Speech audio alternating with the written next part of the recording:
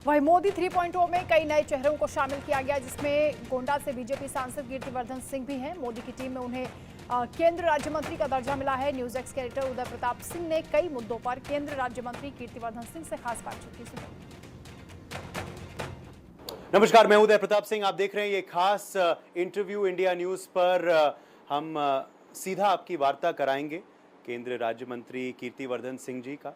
कीर्तिवर्धन सिंह जी को 2 अहम मंत्रालय की जिम्मेदारी दी गई है मोदी 3.0 सरकार में। कीर्ति जी, पहले तो बहुत बहुत स्वागत है आपका इंडिया न्यूज़ पर और बहुत बहुत बधाई आपको। नमस्कार जी, बहुत बहुत धन्यवाद। मैं आदरणीय प्रधानमंत्री जी को धन्यवाद देता हूं कि ये अवसर उन्होंने मुझे दिया है और इतना बड़ा विश्वास रखा है।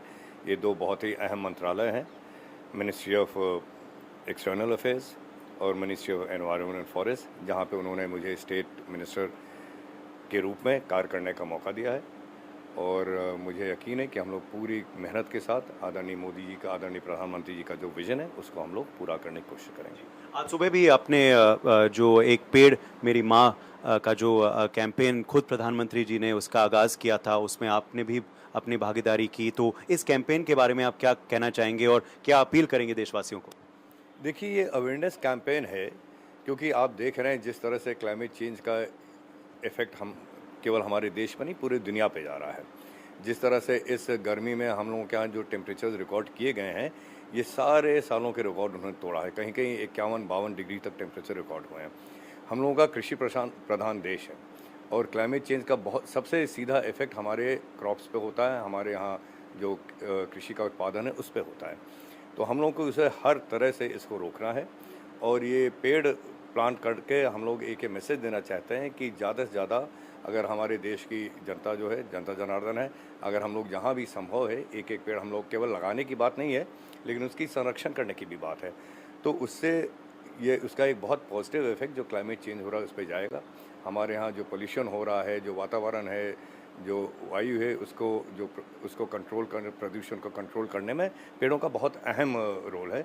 तो ये एक संदेश देना है कि हम लोग सब एक जिम्मेदारी के साथ अपनी ये जिम्मेदारी निभाएं। हम लोग अपने देश के लिए अपनी ये जिम्मेदारी निभाते हुए जहाँ भी संभव है एक पेड़ लगा के उसका संरक्षण करें और उसको पाले पोसें, जिसमें धीरे धीरे ये हम लोगों का वातावरण को शुद्ध करने में इसकी मदद मिले। MOS MEA की भी जिम्मेदारी आपको दी गई है और अगर विदेश मामले की मंत्रालय के बारे में बात करें तो हमने देखा है कि पिछले 10 सालों में बहुत ही बदलाव आया हमारे फॉरेन पॉलिसी में और खुद प्रधानमंत्री नरेंद्र मोदी ने बहुत से ऐसे हेड्स ऑफ स्टेट के साथ खुद रिश्ते आगे बढ़ाए हैं। हमने देखा था पिछले साल G20 का भी आयोजन इंडिया ने किया, भारत ने किया, बहुत सक्सेसफुल रहा। तो इस मंत्रालय की जिम्मेदारी के बारे में क्या कहेंगे और जिस तरह की विदेश नीति हमारी रही है भारत NDA सरकार द्वारा? देखिए, ये जिस तरह से आदरणीय प्रधानमंत्री जी के नेतृत्व में पूरे दुनिया में हम लोगों के भारत देश का एक स्टेटस बढ़ा है, उसमें कोई दो राय नहीं है।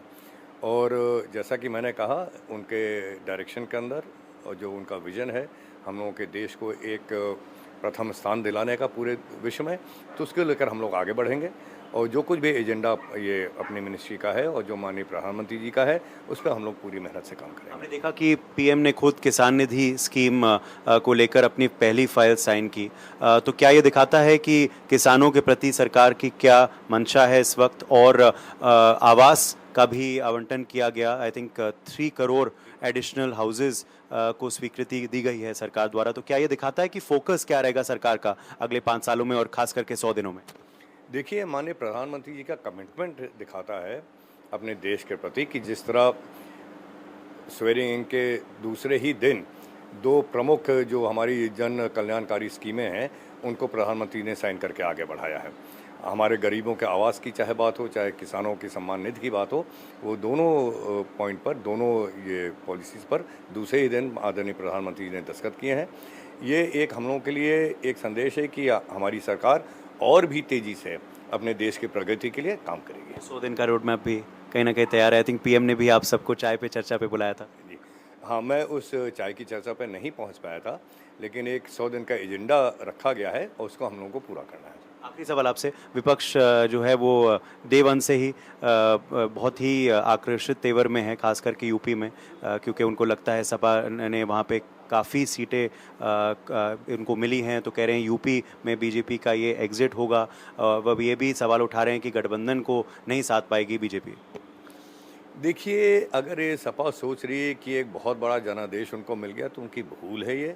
इसमें बहुत बड़ा रोल जो फर्जी र्यूमर उड़ाए गए और जिस तरह से एक फर्जी सर्टिफिकेट बांटा गया गरीबों को कि उनको 8,000 रुपये मिलेंगे, एक उसका बहुत बड़ा रोल है। लेकिन जनता समझ चुकी है, चुनाव के तुरंत बाद उनको ये पता चल गया कि किस तरह से उनको बेवकूफ़ बनाने की कोशिश की गई है।